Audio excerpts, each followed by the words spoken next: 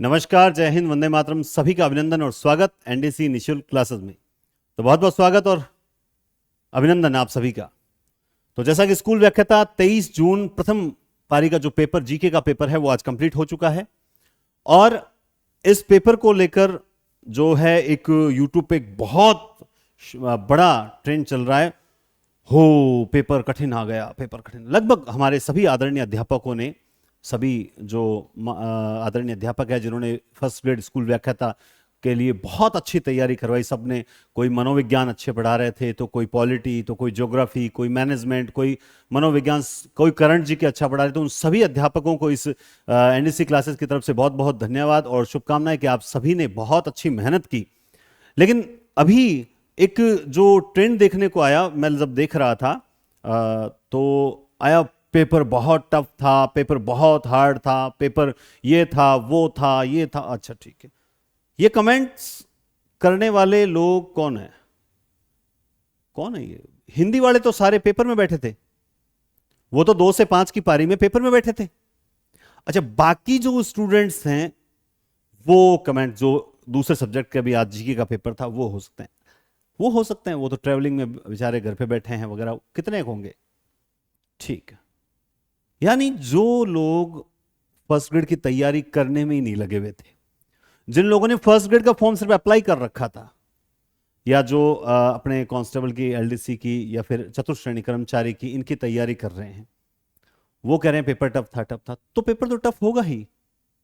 School व्याख्याता राजपत्रित अधिकारी का पेपर था, तो क्या हलवा होगा? चलो हलवा नहीं होगा, लेकिन वास्तव में क्या पेपर टफ था क्या? हम इसको एनालिसिस करते हैं। सबसे इंपॉर्टेंट जो चीज निकल के आती है, आप मेरी पूरी बात आप सुनिएगा और उसके बाद आप जो है कमेंट करिएगा। आप जानते हैं सबसे पहले पेपर स्कूल व्याख्याता ये कौन होता है? राजपत्रित अधिकारी होता है। कोई एरा गरा ही बन जाता है क्या? राजपत्रित अधिकारी का पेपर था। प्रश्न कितने आते हैं? 75 प्रश्न। आप 75 प्रश्न में सब्जेक्ट कितने हैं? लगभग 12 विषयों से पेपर बनता है। 12 विषयों से पेपर बनता है, तो उसमें सब विषयों के सवाल होते हैं। और यह बात आपको हमेशा कही जाती है कि 15 से 20 क्वेश्चन तो हर पेपर में टफ नजर आते हैं। उन्हीं 15 से 20 पेपर जो क्वेश्चंस हैं उनके आधार पर जो है एनालिसिस करने लग गए कि हाँ पेपर टफ था, औसत था वगैरह। अच्छा, आपको पता है सबसे ज्यादा दुख किस बात का होता है? चलो, जो भी जिन आदरणीय अध्यापकों द्वारा आपको बहुत अच्छी तैयारी करवाई गई फर्स्ट पेपर की, तो अगर मैं मोस्टली मैं जिनसे टच में हूं, तो कई ऐसे चैनल हैं बहुत अच्छा सर पढ़ाते हैं।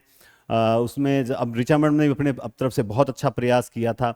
करंट जीके के क्षेत्र में भी बहुत से टीचर्स ने अच्छा प्रयास किया था। लेकिन जिन लोगों ने स्कूल लेक्चरर को लेकर कोई विशेष तैयारी नहीं करवाई, उनका कोई टारगेट ही नहीं था, जिन्होंने स्कूल लेक्चरर को लेकर कोई विशेष रूप से, मतलब बच्चों के लिए कोई, मुझे तो समर्पण कहीं दिखाई नहीं दिया, वो लोग एनालिसिस करेंगे इस पेपर का कि ये पेपर टफ था या सरल था या औसत था? क्या ये बात जायज है? और आप लोग उनके कमेंट्स के आधार पर ये देखते हो, क्या आप ये लोग नहीं सोचते कि जिनका पेपर जो है वो 26 जून का हो, उन पर कितना गलत प्रभाव पड़ेगा? जिनका पेपर 26 जून का है, उन पर कितना गलत प्रभाव पड़ेगा? वो कितने डीमोटिवेट होंगे? इस बात को आप जरा भी नहीं करते। उनको शर्म आनी चाहिए ऐसे वीडियोस बनाने वालों को। 26 जून जिनका पेपर है, उनको आप 2 दिन पहले डरा रहे हो कि पेपर इतना हार्ड आएगा, ये आएगा। बल्कि आपको ये बताना चाहिए कि बेटा पेपर जो है, वो जो आप जो अटेंडिंग रखते हो क्वेश्चन, वो आप संतुलित रखना। आपको यह बताना चाहिए पेपर को जो है वो किस हिसाब से अटेंड करना है, किन क्वेश्चंस पर विशेष ध्यान देखना है। ठीक है, सब अलग अलग सब्जेक्ट आएंगे। ऐसा कभी नहीं होता कि पेपर में सारा ही पेपर कठिन आ गया। अगर हम इस पेपर की एनालिसिस करें तो आप लोग अच्छे से जानते हो, इसमें मैं सबसे पहले नाम लूंगा मनोविज्ञान का। मैं निश्चित रूप से मनोविज्ञान का नाम लूंगा। और मनोविज्ञान के अंदर आपने देखा होगा, मनोविज्ञान और जो शैक्षिक प्रबंधन है, शैक्षिक प्रबंधन, इनमें से लगभग 10 प्रश्न आए थे। और इस 10 प्रश्न में से अगर मैं बात करूं, 10 प्रश्न में से स्टूडेंट के लगभग 9 या 10 प्रश्न राइट हैं। यानी या तो 10 के 10 राइट हैं, और या स्टूडेंट्स, जो पढ़ने वाला स्टूडेंट है ना, वो 9 राइट करके आया, क्योंकि मेरे पास भी है ना 2 पेपर पड़े हैं अभी तक, मेरे पास भी ये पेपर पड़ा है और मैं अच्छे से आपको बता रहा हूं 9 क्वेश्चन इस पेपर में राइट हैं और कुछ बच्चे तो और भी इंटेलिजेंट होंगे जिनके 10 के 10 राइट होंगे। रही बात, मैं दूसरे नंबर पे करता हूं हिंदी की। बेटा हिंदी के अंदर टोटल क्वेश्चन कितने आए थे? 5 प्रश्न आए थे। उन 5 में से आप कितना भी कर लो, 4 प्रश्न सबके राइट हैं। एक वो संगठन वाला जो प्रश्न है, पारिभाषिक शब्दावली वाला, वो भले ही गलत हो सकता है, लेकिन 4 प्रश्न सबके राइट हैं। कैसे बता रहे हो रे तुम लोग टफ? क्यों? 26 जून, जिनके 26 जून को पेपर है, जिनके 3 जुलाई को पेपर है, 4 जुलाई को पेपर है, भले ही वो बच्चे कम हो, लेकिन उनको डिमोटिवेट करने का तुम्हें अधिकार किसने दिया? ये तो बिल्कुल गलत बात है। आप अगर मतलब ठीक है, आप पेपर का एनालिसिस मतलब सबसे पहले करना है, सबसे पहले करना है, पहले करना है, पेपर तो देखो, पहले पेपर तो देखो, खुद हल तो करो पेपर को, उसके बाद एनालिसिस करो।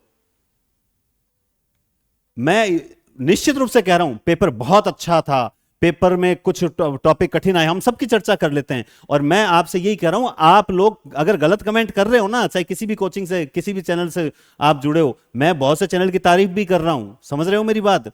आप किसी भी कर रहे हो तो आप अपने संस्कारों को दिखा रहे हो। अगर गलत कमेंट कर रहे हो तो मेरी पूरी बात सुनने के बाद, पेपर देखने के बाद एनालिसिस करना कि आज जो है, अगर मैं गुस्सा कर रहा हूं तो सही कर रहा हूं। क्या इन 26 जून को जो फर्स्ट पेपर देंगे, कि वो इंसान नहीं है क्या? जितना दर्द तुम्हें हो रहा है उतना ही 26 जून वालों को भी दर्द होगा। इन 26 जून को जिनका फर्स्ट पेपर है, उन बच्चों को डिमोटिवेट करने का अधिकार तुम्हें किसने दिया? मैं तो इतना सा पूछना चाहता हूं। यह सोचने वाली बात है। हिंदी के 4 क्वेश्चन हर किसी ने अटेंड किए। क्या आपको हिंदी के अंदर यह नहीं पता था कि षडानन की जो संधि विच्छेद होगा वो क्या होगा? क्या नहीं पता आपको षडानन का संधि विच्छेद क्या होगा? मुझे बताओ। आप बोलोगे सर पता है। तो फिर किसने अधिकार दिया? अच्छा, दूसरी बात, अगर मैं फिर बात करूं तीसरा, इंग्लिश की। अब इंग्लिश की बात करते हैं। इंग्लिश में से जो 5 प्रश्न आए, उनमें से भी 4 क्वेश्चन लगभग स्टूडेंट सही करके आए। सर इंग्लिश हम तो छोड़ के आए, हमने तो तैयारी नहीं की। बेटा तेरी तैयारी करने या तेरे छोड़ने के आधार पर पेपर का एनालिसिस नहीं होगा। पेपर का एनालिसिस तो इंग्लिश के आधार पर भी होगा। तो 4 क्वेश्चन जो है ना, ये लोग 1 घंटे में पेपर सॉल्यूशन करके फटाफट यूट्यूब पे करवाने के बाद बस उसी वक्त एनालिसिस कर देते हैं। क्या वो एनालिसिस सही है? ऐसा नहीं होता है। आपको 26 जून वाले स्टूडेंट को डिमोटिवेट करने का अधिकार किसने दिया? मैं एक ही बात पूछता हूं, मैं गलत हूं तो आप 100 गलत कमेंट करें, कोई दिक्कत नहीं है, स्वीकार्य है। आगे चलते हैं। इंग्लिश के बाद अगर मैं बात, षडानन, संकीर्ण, अंतरात्मा, पाणिनीय, आपको हर क्लास में बोला है अनीय प्रत्यय, ईय प्रत्यय पर विशेष ध्यान देना, नहीं बोला हुआ है। आगे आइए, उसके बाद आपको जो रीजनिंग के बात करता हूं, रीजनिंग का एक प्रश्न तो हर स्टूडेंट के सही है। वो जो कौन सा EST वाला जो प्रश्न है, वो आपके सबके सही है। अब अगर मैं बात करता हूं राजस्थान भूगोल की, किसकी बात करता हूं? राजस्थान भूगोल की। राजस्थान भूगोल की। राजस्थान भूगोल के जो प्रश्न हैं, उनमें से जो चोटियों का जो 2-4 प्रश्न पूछे हुए हैं, आप चाहे कितना ही कर लो, उसमें से 4 प्रश्न ऐसे हैं जो हर स्टूडेंट सही कर सकता था, टफ नहीं थे। अगर गलती की है तो वो आपने अटेंडिंग करने में गलती की है। वो 4 प्रश्न औसत स्तर के हैं, वो कठिन स्तर के बिल्कुल भी नहीं थे। अगर मैं बात करूं इतिहास की, ठीक है, इतिहास कठिन आया, निश्चित रूप से इतिहास कठिन आया। इतिहास में 7-8 प्रश्न ऐसे हैं जो प्रश्न आप सही कर, अगर तो सर आपको पता है, हम पेपर में बैठे थे, फालतू कमेंट्स का कुछ भी हल नहीं निकलना। 7-8 प्रश्न जो हैं वो हल किए जा सकते थे, चाहे राजपूताना एजेंसी वाला हो, 1857 के विद्रोहियों वाला प्रश्न हो, चाहे किस किले में सबसे ऊंचे भाग वाला प्रश्न हो, चाहे रणकपुर वाला प्रश्न हो, चाहे आपके राजा पूर्ण वाला प्रश्न हो। और अगर आपको ये प्रश्न नहीं आते तो इसका मतलब आपके पढ़ाई में कमी है, पेपर के एनालिसिस में कोई कमी नहीं है। आप बात करते हैं, आगे बात करता हूं गणित। मैं गणित की भी बात करूंगा। गणित की अगर मैं बात करता हूं, तो गणित में बार बार चिल्ला के कहा था कि एक माध्य का बहुलक वाला प्रश्न तो तुम सही कर ही सकते हो। चलो रीजनिंग के 2 क्वेश्चन आए, एक सही कर दिया, एक आपने छेड़ा ही नहीं। गणित का चलो कठिन आई, कोई बात नहीं, एक प्रश्न अटेंड किया, कोई दिक्कत नहीं है, चलिए ठीक है। उसके बाद अगर हम बात कर लेते हैं राजव्यवस्था में अगर हम बात करें तो 2 प्रश्न तो आप कर ही सकते थे। जो प्रश्न तो ऋचा मैडम ने अपनी 1 शॉट सीरीज के अंदर भी बार बार पढ़ाया था। हमारी टेस्ट सीरीज के पेपर सॉल्यूशन में भी वो क्वेश्चन आपको अगर पढ़ा है ना, तो वो भी वहां से सॉल्यूशन हो सकते। 2 प्रश्न की बात कर रहा हूं, ज्यादा की बात नहीं कर रहा, मैं सिर्फ 2 प्रश्न की बात कर रहा हूं, कर सकते थे, ठीक है। बात करते हैं करंट जीके की। सर करंट इधर से आ गया, उधर से आ गया, हमें नहीं पता किधर से आ गया। हमारे पेपर सॉल्यूशन अभी तक यूट्यूब पे करवाए हुए पड़े हैं, हम उसे हटा नहीं सकते या अब अपलोड नहीं कर रहे हैं। उसमें से करंट के 3 प्रश्न ऐसे थे जो प्रश्न वहां वही प्रश्न दिए हुए हमने पिछले टेस्ट सीरीज में दिए हैं वो 3 प्रश्न। हाँ, हमने बहुत इधर उधर से चारों तरफ से करंट कोशिश की कि भाई बच्चों के हमारे कुछ प्रश्न तो एज इट इज आए, और बिल्कुल 3 प्रश्नों का लाभ मिला है। और वो 3 प्रश्न आप लोगों ने भी, अगर मैं मार्केट में जो सबसे ज्यादा किताबें चलने वाली है, चाहे आपके करंट जीके की जो है क्रोनोलॉजी है, अगर आप लगातार पढ़ रहे हो तो भी हो जाते। इसके अलावा भी 2 6 वार्षिकांक आते हैं कुछ, तो अगर आप वो पढ़ते तो वहां से भी अगर आप पढ़ते तो वहां से हो सकते थे। मैं ज्यादा की बात नहीं कर रहा, 10 प्रश्न आते हैं, 3 तो कर सकते थे। ठीक, कोई दिक्कत नहीं, आगे चलते हैं। मनोविज्ञान हो गया, करंट हो गया, मनोविज्ञान की मैंने बात कर ली, हिंदी, राजस्थान भूगोल की मैंने बात कर ली, भूगोल की बात की ना। हाँ, अब एक बार काउंट करते हैं अपन, ध्यान से देखना। 1 2 6 4 10 10 10 9 19 23 23 और 8 कितने हो गए भाई? 31 32 33 34 35 36, यानी 36 प्रश्न। तो एक स्टूडेंट अगर संयमित रूप से पेपर, संयत होकर पेपर अटेंड करे तो 36 वाला आंकड़ा तो छुआ जा सकता था। और ये पेपर कठिन था, कठिनता मत चिल्लाओ, बल्कि आप ऐसा करो कि पेपर ऐसा था जिसमें अटेंडिंग आपको कम करनी थी, अटेंडिंग जो है वो कम करनी थी। बस आप ये बोलो कि पेपर में आपको जो क्वेश्चन कंप्लीट आ रहे हैं उन्हीं के आधार पर अटेंड नहीं करनी, जो 2 में डाउट है वहां अटेंड कीजिए। अगर इसमें से देखा जाए तो ऐसा तो है नहीं कि 36 ही आप अटेंड करते, आपने अटेंड तो 50 55 60 के, कुछ गलत हुए होंगे, कुछ सही हुए होंगे, यूं करके 36 क्वेश्चन इसमें ऐसे हैं जो एक पढ़ने वाला स्टूडेंट सही कर सकता था। हां, थोड़ा सा ज्यादा अटेंडिंग करने से वो 2 4 कम हो गया, ये हो सकता है, लेकिन आप लोग पेपर कठिन था करके 26 जून वाले सभी स्टूडेंट को जो डिमोटिवेट कर रहे हो, ये गलत है। और इस गलती के लिए आप लोग निश्चित रूप से, जिन्होंने लगातार डिमोटिवेट किया, वो जिम्मेदार है। ये बिल्कुल गलत बात है। सोच के देखिए, अगर आप चाहो यहां इस वीडियो के नीचे आके 1000 कमेंट कर दो, सोच के देखिए यही पेपर आपका 2 दिन बाद होता और इस तरह से लोग चिल्लाते, आप पर क्या बीतती? तुम करो तो डिस्को, मैं करूं तो मुजरा, है ना। अगर हम 2 दिन बाद होते तो हाँ हमें दर्द होता। आज उन 26 जून वाले पेपर, जिनका पेपर है, उनको डर नहीं लगेगा? बेटा, मैं तो 26 जून का जिनका पेपर है उनको स्पष्ट बात कह रहा हूं, पेपर कठिन नहीं था, पेपर जो है अटेंडिंग संयत रखने की जरूरत थी। आपसे मेरा यही निवेदन है कि पेपर को जितना संयत होकर, एकदम रिलैक्स होकर और पूरा कंप्लीट देख लें कि हाँ ये श्योरिटी है कि मैं 50-55 क्वेश्चन अटेंड कर रहा हूं और यही बस इतने आते हैं, इसके बाद मुझे नहीं आते, तो छोड़ देना। ये जो कैंडिडेट यहां पर मेरे पास पेपर है, इनके टोटल अटेंड 49 है, 49 ही अटेंड किए हैं। कितने? 49। फिर भी यह आंकड़ा छुआ जा रहा है, यह आंकड़ा छुआ जा रहा है। समझ रहे हो मेरी बात?